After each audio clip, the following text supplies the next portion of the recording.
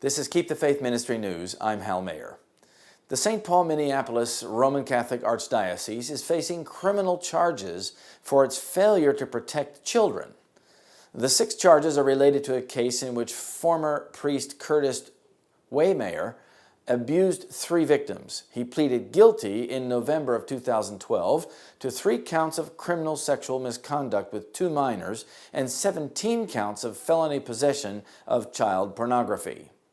Ramsey County Attorney John Choi said, "Today we are alleging a disturbing institutional and systemic pattern of behavior committed by the highest levels of the leadership of the Archdiocese of St. Paul and Minneapolis over the course of decades."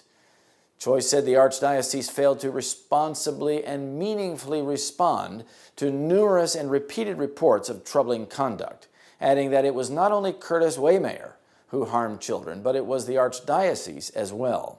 Auxiliary Bishop Andrew Cousins acknowledged the charges and said, "We deeply regret the abuse that was suffered by the victims of Curtis Waymayer and are grieved for all victims of sexual abuse. We will continue to cooperate with the Ramsey County Attorney's Office. We all share the same goal to provide safe environments for all children in our churches and in our communities." After the charges were filed, Archbishop John Nienstadt and one of his top deputies, Auxiliary Bishop Lee Anthony Peace, resigned their offices. In a statement, Nienstadt said, "My leadership has unfortunately drawn attention away from the good works of his church and those who perform them. Thus my decision to step down." Canon lawyer Jennifer Hasselberger charged that the church used a chaotic system of record-keeping that helped conceal the backgrounds of guilty priests who remained on assignment. She said she repeatedly warned Nienstadt and his aides about the risk of keeping priests accused of abuse in ministry, but they took action only in one case. As a result of raising alarms, she said she was eventually shut out of meetings about priest misconduct and later resigned. But apparently the problem was deeper than that. Minnesota Public Radio reported that Nienstadt interfered with an investigation, which he had authorized in the hope of clearing his name.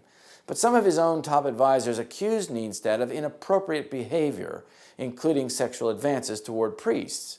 But his auxiliary bishop, Lee Peace, limited the probe to allegations of crimes and grave sins. Details of how Nienstadt tried to limit the investigation came from 4 people who provided affidavits to investigators, as well as current and former Archdiocese officials and others. "And the woman was arrayed in purple and scarlet color and decked with gold and precious stones and pearls, having a golden cup in her hand, full of abominations and filthiness of her fornication. And upon her forehead was a name written, Mystery Babylon the Great, the mother of harlots and abominations of the earth." Revelation 17, verses 4 and 5. This is Keep the Faith Ministry News. Thank you for watching.